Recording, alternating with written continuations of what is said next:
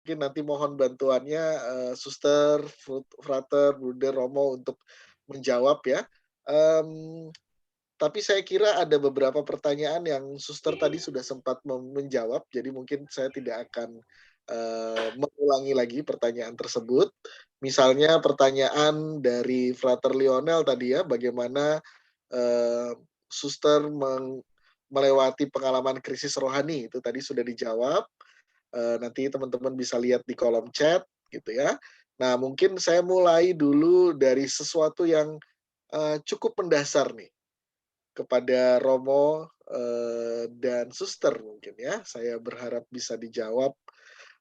Pertanyaan dari Jonathan Suito, ini teman dari Malaysia, apakah discernment atau diskresi itu, betulkah ini merupakan cara terbaik untuk memilih hal yang terbaik di antara keputusan yang terbaik? Lalu caranya bagaimana? Apakah ada tips dan triknya? Lalu yang ketiga, bagaimana cara mengolah dinamika dan emosi saat merasa memiliki panggilan untuk melayani sebagai religius, tetapi tertahan dalam perizinan orang tua. Yang ketiga nih kayaknya suster lebih tepat mungkin nanti menjawab ya. Mungkin Romo Kristi mau memulai dulu? Silakan Romo. Baik, Willem. Tadi pertanyaannya siapa? Dari Jonathan Jonathan. Tuito. Jonathan. Oh iya, Jonathan. Apakah discernment atau diskresi itu? Eh, Sebenarnya pertama-tama saya mengenal istilah discernment itu discernment spiritum ya, atau pembedaan roh gitu. Itu yang pertama-tama dulu saya kenal, pembedaan roh. Pembedaan roh itu untuk membedakan gerak roh baik dan gerak roh jahat. Karena di dalam diri kita kan ada 3 kekuatan, satu kodrat sebagai manusia, satu lagi roh baik, satu lagi roh jahat. Itu tarikan antara roh jahat dan roh baik itu terus ada di dalam diri kita, maka perlu setiap saat itu kita membuat diskresi gitu, discernment gitu. Tetapi kalau kemudian dipahami ini sebagai sebuah proses untuk panggilan, benar juga bahwa dalam satu titik kita memang harus berdiskresi untuk menentukan apakah pilihan menjadi imam atau pilihan hidup berkeluarga itu mana yang lebih tepat untuk saya ambil gitu ya, mana yang lebih tepat sesuai dengan gerak roh di dalam diri saya gitu. Maka sebenarnya ini bukan sesuatu yang harus atau hanya menjadi milik kaum religius. Teman-teman muda sebenarnya juga bisa untuk sekedar membuat discernment ini secara sederhana di dalam pengalaman hidup gitu ya. Menimbang-nimbang ya, mungkin gampangnya begitu ya, menimbang-nimbang. Dan kalau tadi yang lebih diceritakan Suster dan Buder itu lebih kelihatan karena mereka berdua, nanti Suster Buder bisa cerita, dalam satu titik mereka sebenarnya sudah memilih untuk bekerja gitu ya, untuk bekerja, untuk sudah punya angan-angan, bahkan sudah dewasa gitu. Tetapi saya kan waktu itu masih SMP, jadi proses diskresinya itu sepertinya berjalan panjang sekali, sampai saya kemudian mengatakan, ya ini pilihan yang tepat gitu, saya mau menanggapi panggilan Tuhan untuk menjadi seorang imam. Jadi betul bahwa diskresi atau menimbang-nimbang itu adalah sebuah cara yang baik untuk menemukan Tuhan itu berkehendak apa atas diri saya gitu. Tuhan berkehendak apa atas diri saya, di mana gerak roh itu mengarahkan saya gitu. Nah, bagaimana cara mengolah apa ini? Bagaimana caranya berdiskresi? Mungkin ada tips dan triknya ya. Sebenarnya setiap hari kita bisa punya kesempatan untuk berdiskresi, yaitu hening. Tetapi kan itu bukan soal menentukan pilihan mau jadi pastor atau tidak, mau jadi suster atau tidak, tetapi lebih ke semakin peka pada gerakan roh baik. Eh, Tuhan berkehendak apa juga atas diri saya. Sebenarnya itu setiap kali kita hening. Tetapi dalam suatu proses memilih untuk mau menjadi imam, bruder, suster, itu ada satu kesempatan khusus yang seringkali diberikan kepada kita, entah itu rekoleksi atau retret, di mana kita secara khusus akan berdiskresi dengan bimbingan gitu ya. Jadi tidak kita sendiri, tetapi memang ada bimbingan yang kemudian membantu kita untuk berdiskresi menimbang apakah pilihan saya untuk menjadi religius tepat atau saya lebih tepat memilih hidup berkeluarga.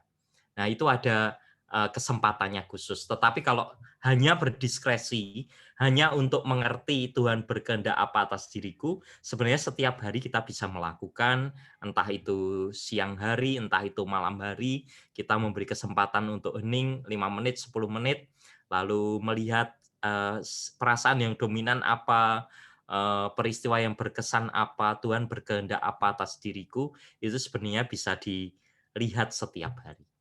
Lalu bagaimana cara mengolah dinamika dan emosi saat merasa memiliki panggilan untuk melayani sebagai religius, tertahan di perizinan orang tua. Ini suster nanti yang bisa cerita ya, karena saya tidak dilarang gitu. Tetapi Tuhan itu selalu punya cara gitu ya. Artinya saya sering menemukan bahwa orang tua yang tadinya tidak setuju itu akhirnya terbuka hati untuk memberikan izin kepada anak-anaknya, bahkan juga ada anak-anak yang nekat untuk itu atau bahkan menunda dulu untuk masuk, lalu pada kesempatan lain dia kemudian masuk. Artinya sebenarnya kalau Tuhan itu sudah memanggil dan kita sudah berniat untuk menanggapi panggilannya, Tuhan pasti akan memberikan jalan untuk itu. Tapi nanti suster yang mengalami mungkin akan bisa berbagi lebih banyak. Gitu, Willem. Baik, terima kasih Romo. Suster silakan mau langsung menjawab. Baik, ini memang banyak sekali ditanyakan soal namanya izin perizinan. Teman-teman, terkait dengan izin, biasanya itu karena orang tua ada ketakutan atau kecemasan.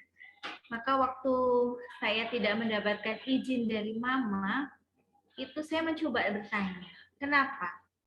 Kenapa kok tidak mengizinkan? Lalu saya tanya lagi, apa yang menjadi ketakutan atau kecemasan? Nah, rupanya yang terjadi adalah mama karena backgroundnya muslim waktu itu takut kalau saya itu tidak bisa jadi anaknya lagi. Artinya kehilangan anak. Karena yang dia tahu ternyata kalau disusu tuh nggak boleh ketemu lagi, nggak boleh pulang, nggak istilahnya anakku hilang gitu ya. Jadi itu kecemasan itu, ketakutan itu. Nah, ketika saya mencoba mendekati pelan-pelan, lalu saya beri pengertian. Boleh, masih bisa ketemu, boleh dikunjungi ketika masa pembinaan, walau terbatas. Lalu ketika nanti ada, ini kan ada waktunya libur juga, ada waktunya cuti. Saya boleh cuti, saya boleh liburan ke keluarga di rumah, bisa di rumah sekitar 7 sampai 8 hari. Itu baru pelan. Waktu saya masuk pembinaan, dicobalah ada yang namanya hari kunjungan. Mama datang kunjungi, oh boleh ketemu. Nah, lalu pelan-pelan. Itu yang pertama. Lalu yang kedua memang ada harapan karena mama kan dari keluarga muslim, keluarga semua muslim tidak pernah yang namanya ada anggota keluarga masuk menjadi seorang religius begitu. Takut juga memberi jawab terhadap pertanyaan keluarga besar dari pihak mama di Makassar waktu itu. Tapi pelan-pelan juga tahu. Nah, intinya memang pendekatan secara pribadi. Lalu juga banyak berdoa memang. Berdoa biar Roh Kudus melembutkan hati mama waktu itu.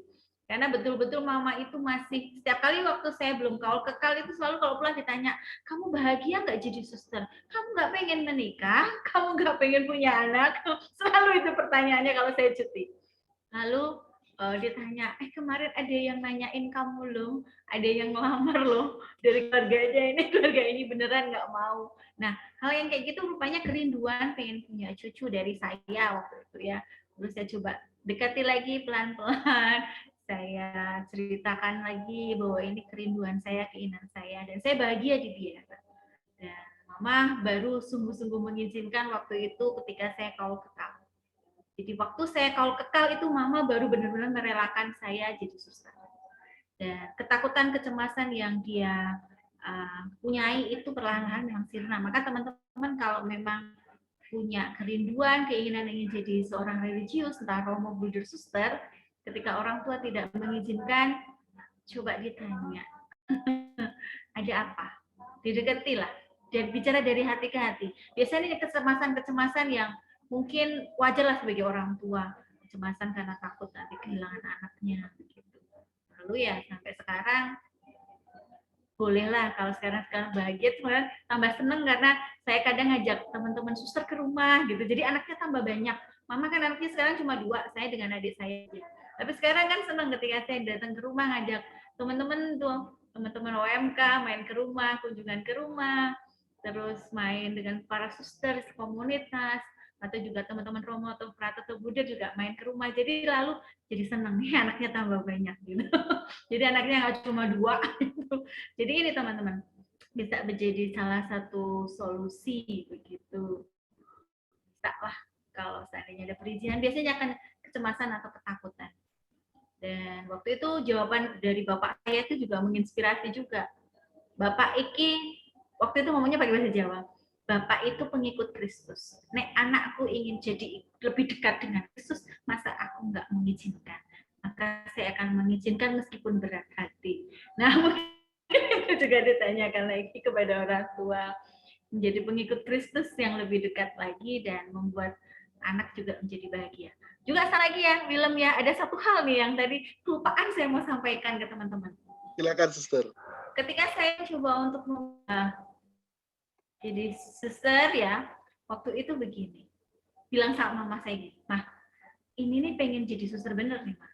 Kalau nanti aku nggak ngikutin keinginan hatiku, aku takut nyesel. Aku masuk suster nih, kalau aku nggak kira aku bisa keluar, terus aku kawin, aku punya asuhan, punya anak. Tapi kalau aku udah kawin duluan, udah nikah duluan, kalau aku nyesel nggak bahagia sama suamiku, aku nggak bisa jadi suster, Mah. Itu bercanda kira kayak gitu. Jadi aku masuk suster dulu ya, aku nggak bahagia, kan aku bisa keluar, bisa menikah. Tapi aku udah nikah duluan, aku nggak bisa jadi suster nanti habis nikah. Jadi ini jadi juga waktu itu senjata apa ya yang boleh dibilang itu menjadi terus akhirnya mah oh gitu ya, iya ya Maya gitu. Sambil kita berjalan itu menunjuk apa mohon doa dari Tuhan ya, mohon terang Roh Kudus untuk Mama biar mengizinkan saya jadi suster. Tapi sampai sekarang pun juga menjadi alasan saya juga. Kalau kita mau jadi suster dulu, nggak bahagia, kita masih bisa keluar, kita bisa menikah. Tapi kalau udah menikah, kita nyesel nih ya sama suami, nggak biasa sama suami saya terus masuk suster. Maka itu aja Willem. Sementara itu, terima kasih. Suster, mumpung masih dalam topik yang sama, ini ada pertanyaan yang baru masuk dari Rinaldi dari Keuskupan Agung Jakarta. Rinaldi ini mungkin saya bisa memberi background-nya dulu. Rinaldi ini baru dibaptis, baptisnya juga Ignatius, kemudian asal keluarganya Muslim. Nah, punya ketertarikan sepertinya untuk menjadi imam. Nah, dia menanyakan, kalau kedua orang tua Muslim dan sampai kapanpun tidak menyetujui, bagaimana, Suster?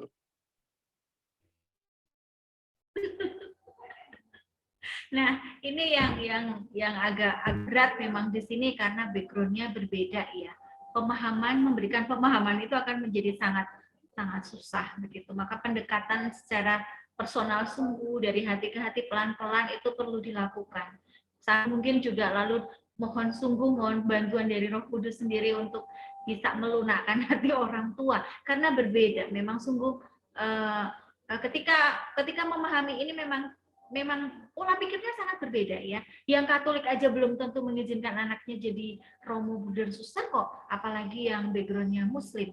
Maka hanya bisa memberi saran ya coba didekatin pelan-pelan. Kenapa? Karena memang ini harus butuh proses panjang. Ya semoga umurnya masih tetap nyampe ya kalau ingin jadi romo, karena juga mau jadi romo juga ada batas usia tertentu ya romo Kristian terkait dengan nanti proses yang panjang kalau jadi imam gitu. Ya semoga nanti Rinaldi semangat ya, karena memang nggak mudah memberi pengertian terhadap soal panggilan ini kepada saudara-saudara kita yang Muslim, karena untuk mereka menikah adalah ibadah. Jadi kalau tidak menikah itu nyalai kodrat. Ini juga mama saya juga bilang, kamu tuh kodratnya perempuan menikah, kenapa kamu nyalain kodratmu sebagai manusia? Tetapi ini memang pelan-pelan perlu disampaikan. Jadi Rinaldi semangat ya, pelan-pelan sampaikan ke orang tua keinginan ini, jangan memaksa, karena pemahaman pemikiran ini tidak mudah untuk saudara-saudara kita yang Muslim terkait dengan pilihan untuk hidup selibat. Karena untuk mereka ini kita nggak normal. Begitu Willem. Baik, terima kasih banyak Suster. Mari kita doakan Rinaldi ya, siapa tahu Roh Kudus melembutkan hati kedua orang tuanya. Juga untuk Jonathan, saya tahu bahwa ini pertanyaan yang keluar dari hati pribadinya. Yo, boleh loh ya Suster. Sorry ya kemarin WA terhalang karena lagi tepar. Baik, Suster, ada satu pertanyaan lagi untuk Suster tentang kekasan Suster CB. Itu seperti apa sih Suster kekasan Suster CB itu? Ya, memang ini tadi ya saya juga sudah gatal sekali pengen jawab itu. Kenapa kok dibandingkan suster-suster yang lain kok aku milihnya Suster CB begitu ya. Memang pasti setiap kongregasi itu berbeda. Saya juga ketika mau masuk itu pada akhirnya ketika pengen memilih itu juga lalu membaca semua banyak sekali tentang kongregasi atau tarekat begitu. Nah, ketika memilih CB itu saya tertarik karena saya tuh suka anak kecil ya, saya suka anak-anak.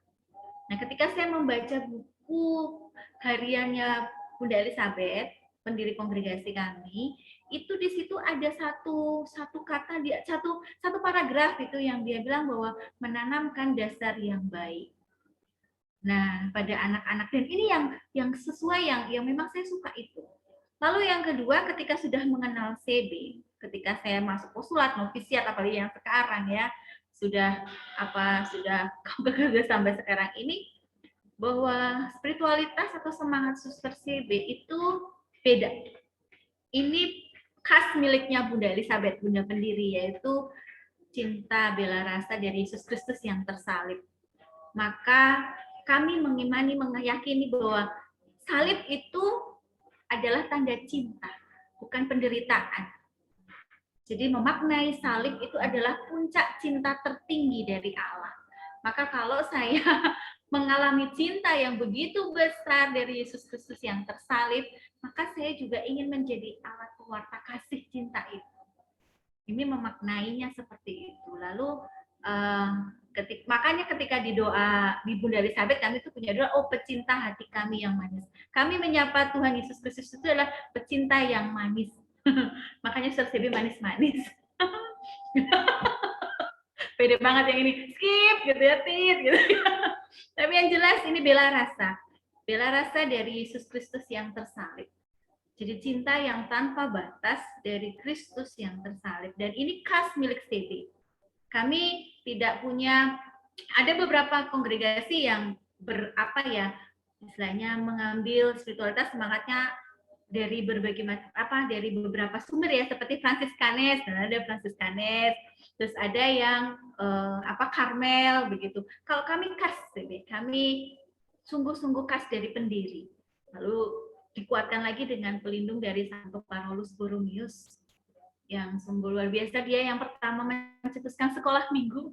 Makanya saya itu senang sekali dengan anak-anak. Maka begitu ketemu dengan Bunda Elizabeth, ketemu Santo Carolus Borromeus itu klop, karena memang juga suka anak-anak gitu ya. Maka jadi dulu di TK nggak pernah naik kelas gitu. Jadi tetap jadi guru TK mungkin sampai akhir begitu. Jadi ini yang menjadi kekhasan dari CB yang lalu membuat saya semakin mencintai CB, dan saya merasa saya semakin dicintai oleh Allah melalui hidup bersama dengan para suster maupun dalam karya yang dipercayakan kongregasi. Begitu. Baik, Suster, terima kasih. Terima kasih untuk jawabannya. Ada pertanyaan lain, tapi kita pindah dulu ke Bruder, karena ada 2 pertanyaan untuk Bruder. Pertanyaan pertama, ini pertanyaan yang nanti boleh ditambahkan oleh Romo juga. Ini ada pertanyaan dari Erwin Wiradinata di Paroki Santa Maria Immaculata Mataram, Lombok. Dia bertanya, apa perbedaan dari bruder dengan romo? Itu dulu bruder. Nanti romo kalau mau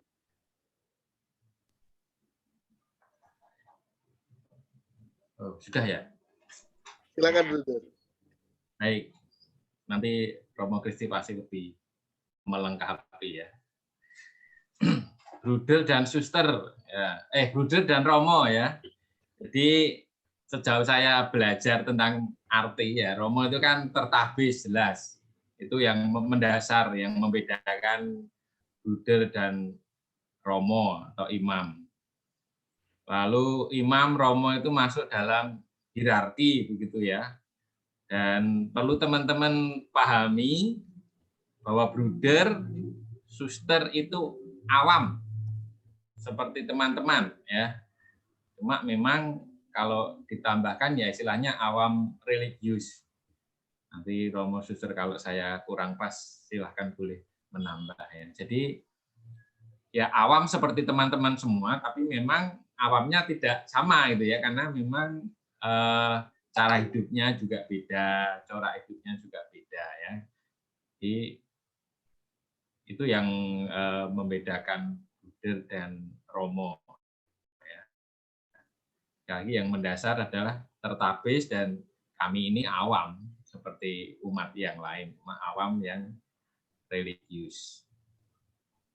Itu yang paling mendasar gitu ya. Lalu Romo imam itu ya pelayanannya seputar sakramen, itu yang sejauh saya tahu paling utama ya.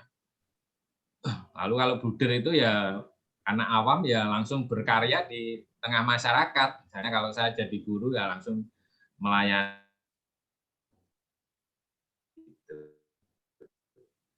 Semoga jawaban yang singkat ini sudah membuka pemahaman saya kira.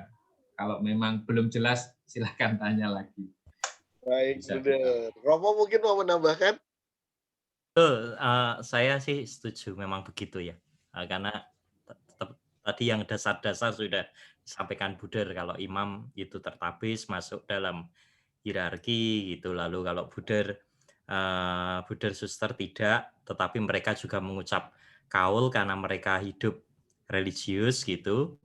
Lalu juga mungkin soal pendidikan itu juga berbeda antara bruder dan menjadi romo, itu soal pendidikan juga lain prosesnya. Itu lalu juga melayani sakramen kami untuk para imam, itu tugas pokok, baik yang memberikan sakramen itu sendiri ataupun hanya melayani sakramen yang sebenarnya dikerjakan oleh yang bersangkutan ya. Misalnya kayak pernikahan itu kan sebenarnya mereka sendiri yang merayakan sakramennya, saya hanya memimpin perayaan ekaristinya atau ibadatnya atau pemberkatannya. Begitu, itu beberapa yang tadi sudah disampaikan bruder. Terima kasih. Baik, Romo Kristi, terima kasih. Nah, pertanyaan berikutnya lagi untuk bruder adalah dari Anastasia Indah. Nah, ini yang dari Klaten ini. Pertanyaan untuk bruder Andri, bagaimana suka dan duka menjadi seorang guru yang mendampingi dan dekat dengan orang-orang muda secara langsung? Dan yang kedua, bagaimana cara bruder mewartakan iman kepada anak-anak muda? Monggo, bruder. Baik, terima kasih Mbak Anas dari Klaten ya. Sukanya ya karena saya mengajar di SMA begitu ya, berrelasi dengan orang-orang muda seusia SMA ya senang ya. Kalau tadi suster dengan anak-anak TK, saya orang-orang muda. Sederhana pemahaman saya itu, teman-teman. Ketika kamu berrelasi dengan orang muda, maka ya begitu ya. Dengan ketika kamu memilih berrelasi dengan siapa ya, kamu akan juga semacam terbentuk di sana gitu ya. Kalau pengen jadi orang sukses, gabung dengan orang sukses begitu. Saya pemahamannya sederhana. Ketika bersama orang muda yang semangat-semangat ya saya jadi ikut-ikutan semangat. Itu sukanya. Lalu memang sekarang itu kan masih online ya teman-teman ya. Jadi pembelajarannya juga hanya virtual. Nah, itu pertanyaannya seperti apa gitu ya. Lalu pertanyaan nomor 2, bagaimana saya mewartakan iman kepada anak-anak. Selain juga pembelajaran lewat virtual, yang saya upayakan itu memang bentuk sapaan pribadi ya. Jadi sekarang menggunakan media sosial atau WA itu yang saya lakukan gitu ya. Karena ya memang saya berjumpa dengan orang-orang muda yang beragam di sini ya. Di Kampung Sawah itu kan tidak hanya Katolik ya, ada yang Kristen, ada yang Muslim gitu, dan mungkin juga sama dengan di tempat teman-teman ya, background mereka itu kan juga macam-macam ya. Jadi pendekatan secara pribadi saya kira tetap sangat penting walaupun tidak berjumpa gitu kan. Lalu yang membuka diri untuk mereka ingin sharing atau berbagi pengalaman atau kondisi atau situasi atau perjuangan yang dialami. Jadi itu yang saya upayakan di sini ya, membuka kesempatan mereka untuk curhat begitu ya. Itu mungkin 2 hal yang saya upayakan, yaitu sapaan pribadi juga melalui sekarang ya media. Nah, namanya juga nggak bisa bertemu secara offline. Lalu memang beberapa waktu yang lalu nih yang sederhana yang saya lakukan ketika teman-teman kelas 12 itu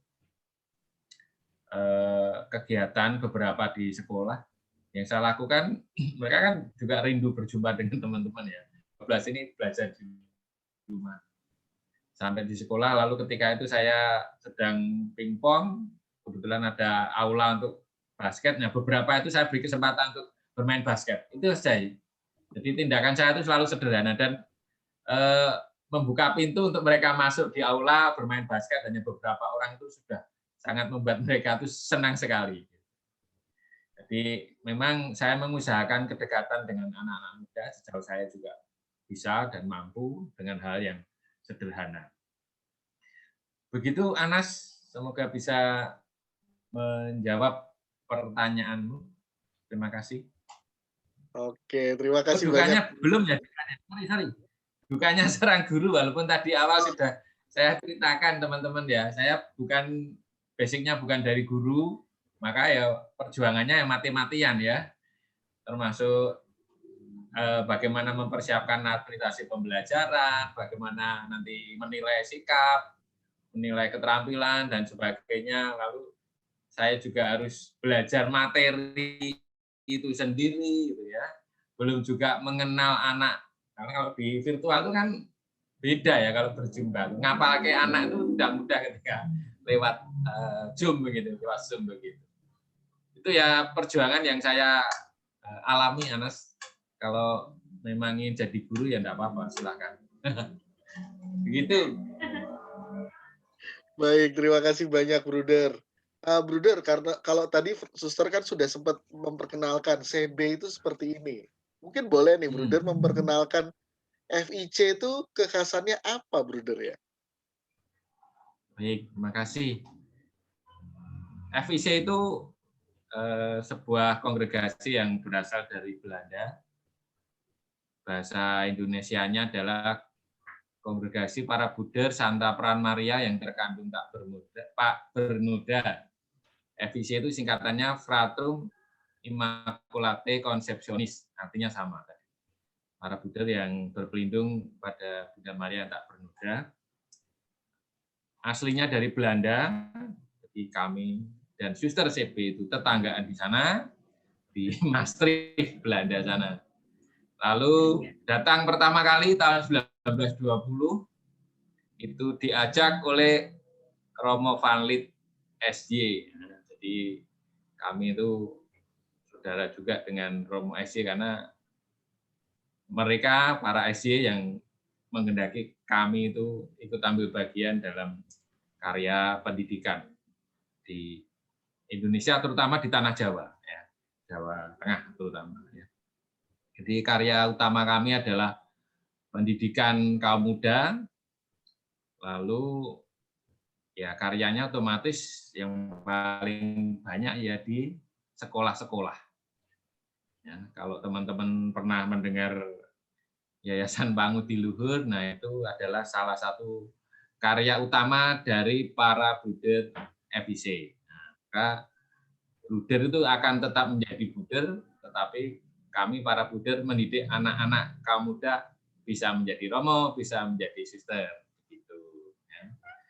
Pusatnya di Semarang, ya, pusatnya di Semarang, lalu ya kebanyakan memang di Jawa Tengah, ada di Pemalang satu ya, di Purwokerto ya, Uspan Purwokerto, lalu ada yang juga di luar Jawa, Kalimantan dan Sumatera. Itu kekasannya jadi pendidikan, tapi juga ada karya lain, pertenunan, ada asrama, ada pembinaan di rumah retret begitu, lalu juga ada perkayuan, kalau ada yang mau pesan mebel-mebel ya bisa. Apa? Percetakan juga ada ya? Percetakan. Percetakan ya. Percetakan Pangutilur Muntilan itu juga melayani pemesanan mencetak.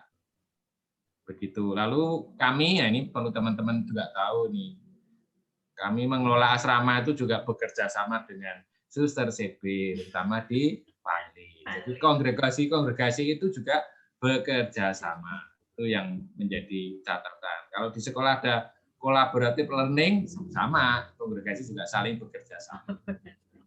Begitu. Nanti Romo yang meneguhkan, itu ceritanya. Benar. Ya, terima kasih.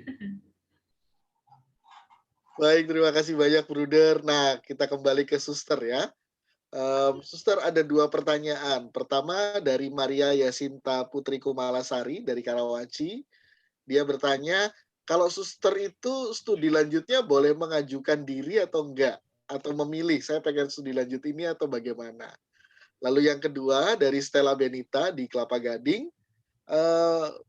pengen dengar cerita nih bagaimana struggle yang dialami oleh suster di dalam biara. Silakan Suster. Oke, Mas, bisa sampai besok nih. Gitu. Cerita soal struggle. Oke, yang pertama, yang pertanyaan tadi ya, untuk studi lanjut. Teman-teman memang sesuai disesuaikan dengan kebutuhan kongregasi, itu yang pertama. Tetapi yang pertama-tama memang juga disesuaikan dengan potensi, bakat, dan minat. Maka di tempat kami, di novisiat, itu ada tes potensi dan tes bakat, begitu ya, bakat minat itu ada. Hingga itu akan memudahkan pimpinan untuk memilihkan nanti mau studi di mana. Nah, kebetulan karena memang waktu itu kenapa kok saya juga bisa kuliah di pendidikan bahasa Inggris begitu ya. Itu karena saya memang suka, dari sebelumnya kan saya juga banyak berkecimpung di bahasa Inggris, lalu maka distudikan di situ. Lalu ada teman saya satu angkatan, teman curhat saya gitu ya, satu angkatan itu karena dia sangat tertarik dengan perawat, maka lalu disekolahkan di keperawatan. Lalu teman satu angkatan saya juga masuk itu sudah jadi bidan. Lalu sekarang juga lebih disetujukan lagi untuk kebidanannya. Jadi disesuaikan dengan potensi dan bakat masing-masing, tetapi juga disesuaikan dengan kebutuhan kongregasi. Maka di Suster CB itu juga ada yang teman-teman yang kuliah di prodi hukum, lalu di perpajakan, keuangan, begitu juga ada. Lalu juga yang tadi di pertanian juga ada yang khusus pertanian di sana. Masak-memasak karena kami punya rumah retret dan asrama, perlu juga ya makanan gizi, maka ada suster yang studikan juga di sekolah gizi, di tempat sekolah yang soal tata boga, ya seperti itu.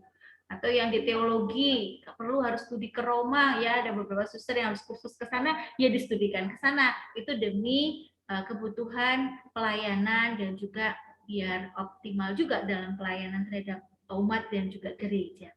Maka itu semuanya lebih pada dilihat dari kebutuhan kongregasi, kebutuhan gereja, pelayanan dan misi, dan juga minat bakat dari yang bersangkutan.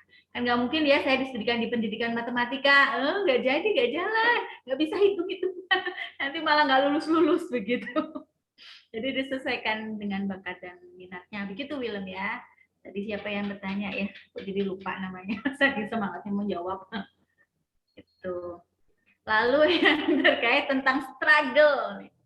Waduh, struggle-nya teman-teman, namanya hidup bersama yang satu saudara sekandung aja banyak konflik, apalagi yang ini beda orang tua. Dan seperti Bruder bilang tadi, kita nggak bisa milih mau ketemu dengan siapa, nanti mau ditempatkan dengan suster yang dari background-nya apa. Jadi kan karena perbedaan latar belakang keluarga, perbedaan latar belakang pendidikan, usia apalagi. Ya, kalau kumpul dengan yang sudah senior dengan yang masih junior itu pasti ada tegangan-tegangan yang terjadi. Hal-hal sepele loh, teman-teman, jangan dikira yang konflik-konfliknya tuh yang besar. Enggak, sama seperti di rumah. Pertama kadang lupa nggak nutup pintu, bisa jadi rame. Ya. Lupa nggak matikan keran air gitu ya di kamar mandi, itu jadi ribut. Lalu juga nanti kadang-kala, ini tadi siapa kok nggak matikan lampu habis doa? Ini lampunya nggak dimatikan, ini ruang doa. Nah, hal yang seperti itu terjadi loh teman-teman, sungguh. Jadi jangan dibayangkan hal-hal yang sangat ini. Tetapi memang ada juga konflik-konflik tertentu yang terkait ketika harus yang namanya kerjasama ya, untuk namanya pelayanan itu juga ada. Tapi karena kami sejak awal juga dilatih yang namanya tadi refleksi diskresi dan juga manajemen konflik, maka tidak berlama-lama berkonfliknya. Ada tegangan-tegangan yang terjadi ketika mau berkarya atau melayani, begitu banyak sekali. Tetapi itu juga menjadi bagian dari dinamika hidup bersama. Yang mengenakan itu kan karena kami itu bedanya dengan yang menikah tuh begini. Paling satu rumah itu 3 tahun, 4 tahun udah ganti, nanti pindah komunitas, ganti temen gitu. Kalau menikah kan seumur hidup ya Romo ya, kan nggak boleh cerai kita. Kalau menikahnya kan seumur hidup temennya satu gitu ya. Itu untuk saya, ini nakalnya saya aja. Tapi kalau jadi suster, Bruder atau Romo, paling ketemu dengan teman yang nyebelin gitu ya, tanda kutip, itu kan mereka hanya 3 tahun, paling lama 4 tahun lah, habis itu kan bisa pindah komunitas lain, ketemu lagi orang baru gitu. Tetapi ada juga yang namanya struggle yang muncul juga dari tadi dalam dinamika pergulatan disposisi batin sendiri ya. Tadi kalau Romo juga ngalamin jatuh cinta, pernah. Saya juga ngalamin jatuh cinta, gimana ini pribadi ini kok begitu wow gitu. Tuhan kok memberi cobaan begitu berat gitu ya. Dihadirkan sosok yang begitu menjadi idealnya saya. Ini nih, kalau punya suami ini orangnya kayak gini nih. Itu juga ada. Belum lagi kalau dijatuhin cinta tuh lebih mudah ya. Kita bisa berbagai macam alasan untuk menolak. Tapi kalau yang pribadi ini yang jatuh cinta, ini yang repot. Ini yang baru sungguh-sungguh harus butuh yang namanya diskresi ini tadi ya Romo ya. Discernment itu tadi di situ. Karena sudah memilih, sudah dari awal memilih untuk hidup selibat, menghayati kaul-kaul. Ya jatuh cinta itu pengalaman yang sungguh indah. Saya syukuri, saya terima. Karena masih normal, saya tetap pribadi normal, wanita normal sungguh ya. Tetapi lalu disinilah perjuangan yang untuk setia tadi, setia kepada pilihan. Maka lalu merelakan untuk mengambil sesuatu, untuk tidak mengambil sesuatu yang sungguh bisa saya ambil untuk suatu nilai lain, nilai lebih, yaitu apa? Hidup kaul yang sudah dijanjikan, hidup untuk ikut serta terlibat dalam berbagikan kabar gembira, pewartaan, keselamatan kepada sesama. Maka ada nilai lebih. Maka yang ini menjadi bernilai, kaul saya menjadi semakin bernilai ketika saya punya kesempatan untuk juga mengalami cinta yang lain, tetapi saya memilih untuk berkata tidak terhadap cinta ini, karena saya memilih untuk tetap cinta kepada Kristus yang sangat mencintai saya dan tetap setia terhadap kaul-kaul saya. Maka menjadi lebih bernilai di situ. Kalau nggak ada tantangan seperti ini, enak aja kaul.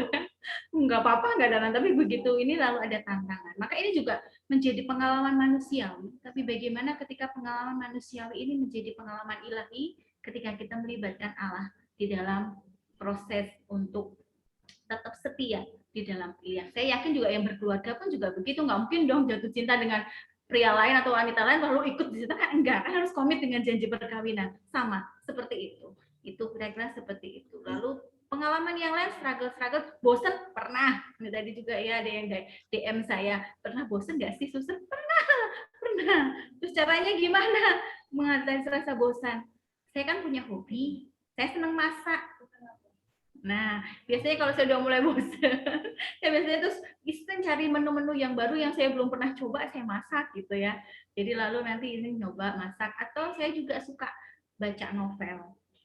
Nah, maka biasanya saya mencoba untuk misalnya mengalihkan rasa itu untuk mencari energi lagi. Lalu pentingnya punya me time. Kami juga butuh me time.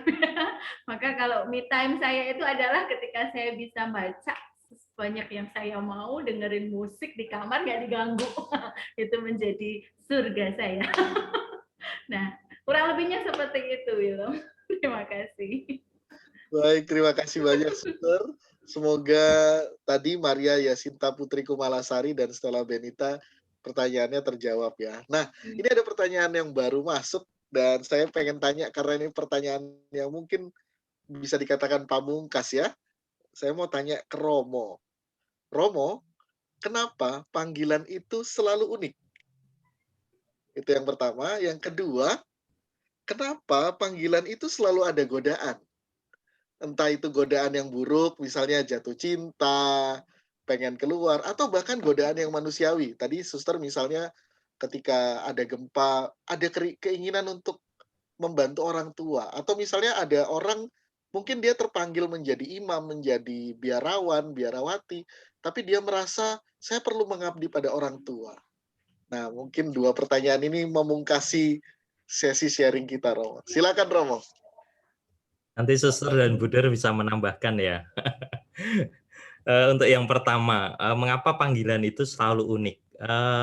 Rasa saya panggilan itu menjadi unik karena ada pengalaman perjumpaan yang sungguh-sungguh dimaknai antara Yesus atau Tuhan yang memanggil dan manusia yang menanggapi.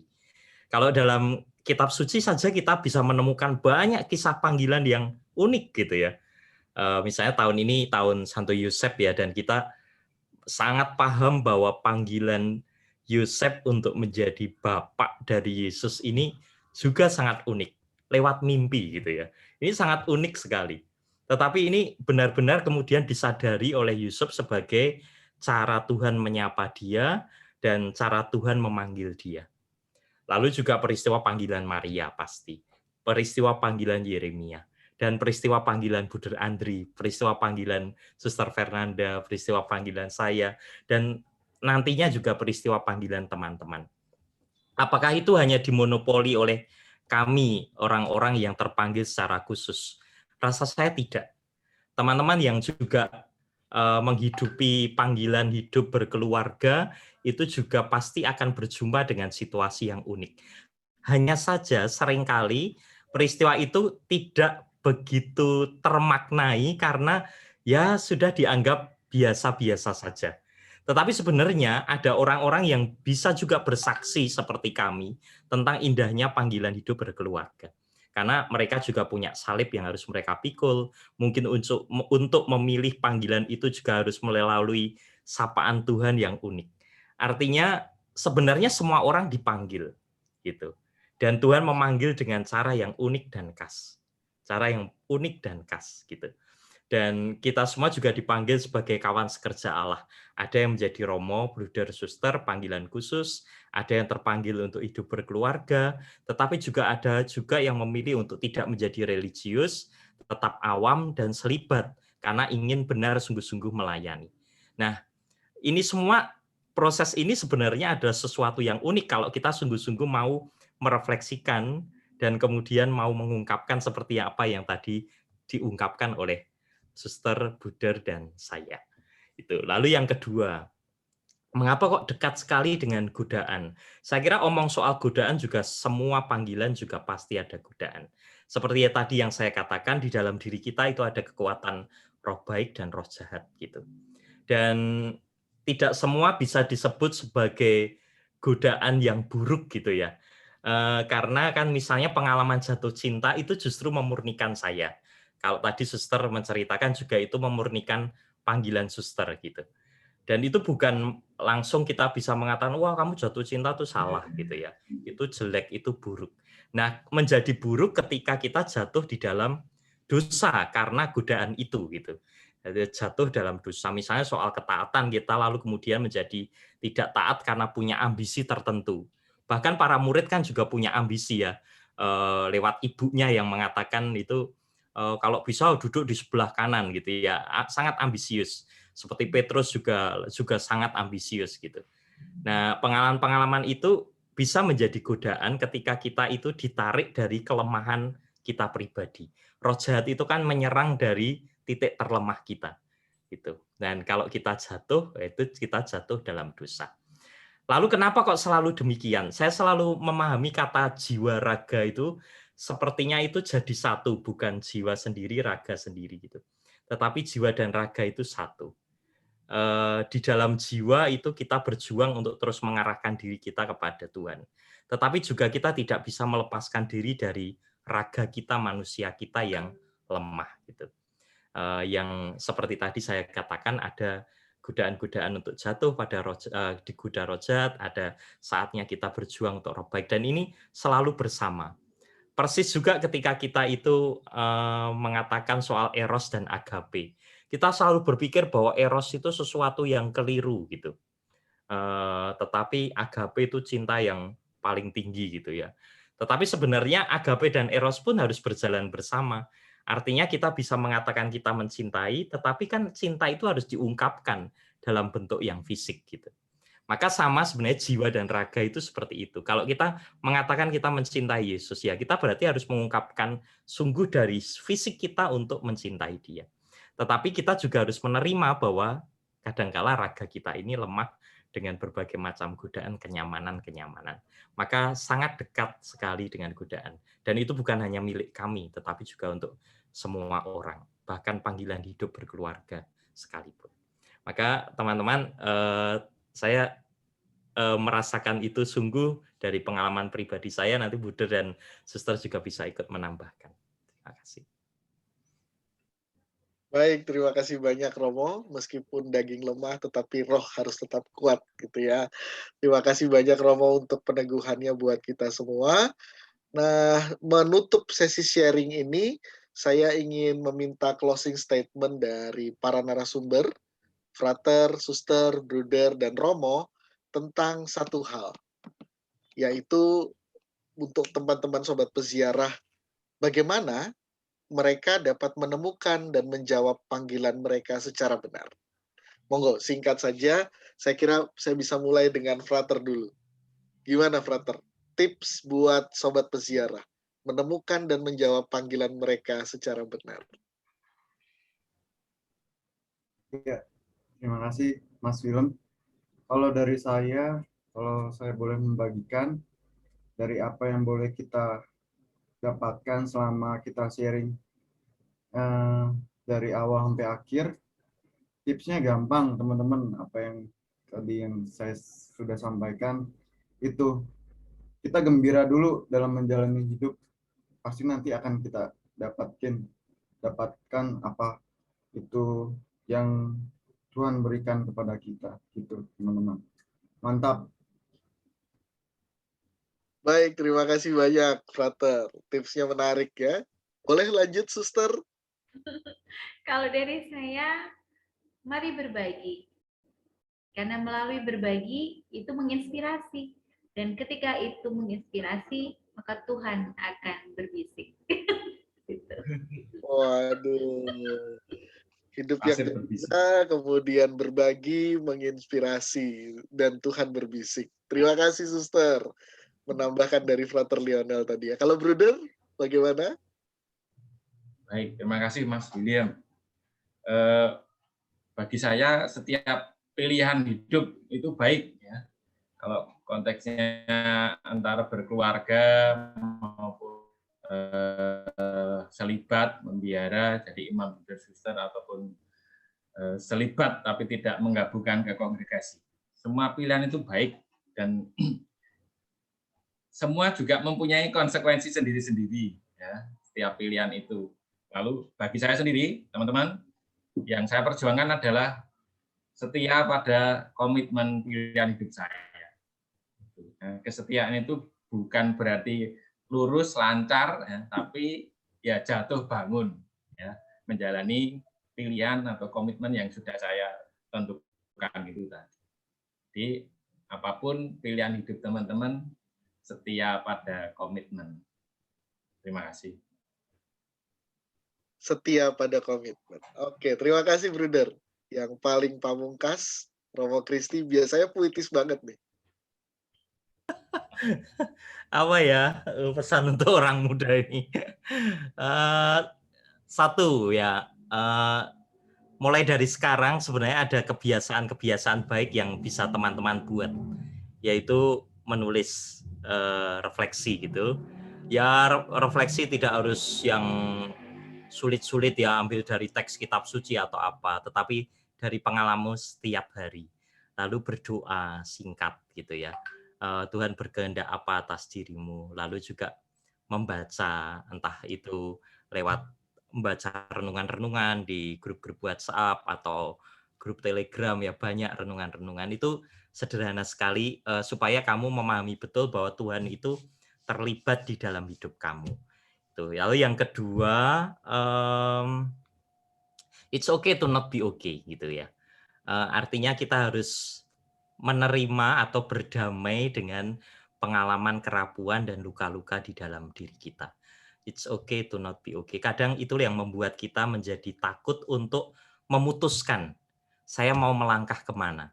Entah itu menjadi imam, entah itu berkeluarga. Kalau kita masih belum berdamai dengan diri kita sendiri, jangan-jangan pilihan kita nanti keliru, salah. Karena kita hanya ingin membalas gitu ya, luka yang pernah disebabkan oleh orang-orang di dekat kita. Maka kalau mungkin berdamailah dulu dengan dirimu sendiri, dengan luka-luka yang ada. Bahkan ketika Yesus bangkit kan Yesus menunjukkan luka-lukanya. Itu supaya kita juga tidak takut menunjukkan luka-luka kita kepada Yesus, terbuka, dibimbing supaya kita berdamai, lalu bisa berbenah, lalu bisa memutuskan gitu ya. Lalu bisa memutuskan. Saya sungguh mau dipanggil sebagai apa nih? Sebagai religius atau hidup berkeluarga atau kemudian menjadi awam selibater gitu. Itu yang menurut saya dua hal itu yang sebenarnya bisa dibuat sejak sekarang untuk teman-teman muda, para peziarah semuanya. Terima kasih. Baik, terima kasih banyak Romo Kristi, terima kasih Bruder Andri, terima kasih Suster Fernanda dan Frater Lionel yang sudah mau berbagi untuk sobat peziarah sekalian. Kita pungkasi sesi sharing Jesus kita dan mari kita siapkan diri, kita siapkan hati untuk memasuki meeting Jesus dan kita bawa seluruh perjumpaan kita mulai dari now tadi, kemudian share untuk kita bawa dalam perjumpaan dengan Kristus dalam doa singkat.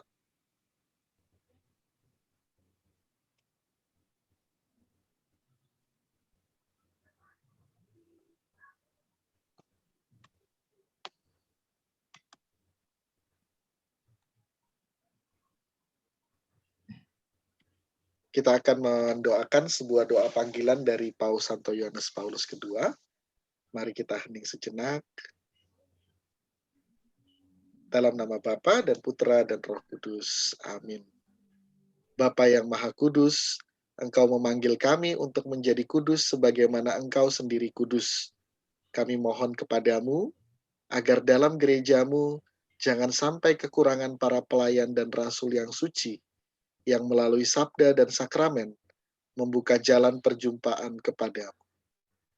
Bapa yang Maha Rahim, berikanlah kepada manusia yang tersesat, laki-laki dan perempuan, yang melalui kesaksian yang mengubah hidupnya, menampilkan wajah putramu, membawa sukacita bersama saudara-saudari yang lain untuk berziarah menuju tanah air surgawi. Bapa kami, dengan pertolongan Roh Kudus dan dengan pengantaraan Bunda Maria, kami mohon kepadamu, utuslah para imam bagi gerejamu, agar berani memberikan kesaksian akan kebaikanmu yang tidak terbatas. Amin.